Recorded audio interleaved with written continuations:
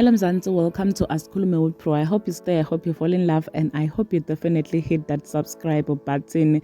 So guys, Mzansi akekho happy guys, angasibinzi Mseleku guys, umntwana Mseleku guys, and njengoba vela laphana ku izingane zesthembu guys, unama girlfriend la two kanti the first one unemntwana naye and the second one guys pregnant, and siyabona nalaphana kule show ukuthi they don't even like each other guys, but they are dating the same person but abathandani abahlali balwa njena nalo ufuna kuhlala phambili front seat nalo ufuna guys isigaxa sedrama guys kanti bani bathi lona akasiyo ke i-polygamist umuntu guys lona bafathi lababili olabaningi ketulu guys, so lona bathi umuntu nje lo hamba timithisela abantu guys uyabayuza lamantombazane yathi I don't even understand why lamantombazane they are actually settling for this. Is it because maybe lo mfana lona ufamous uphuma ekhaya lijwayelekile lelidumile mntwana Mseleku banemali, like I just don't get it. I'm trying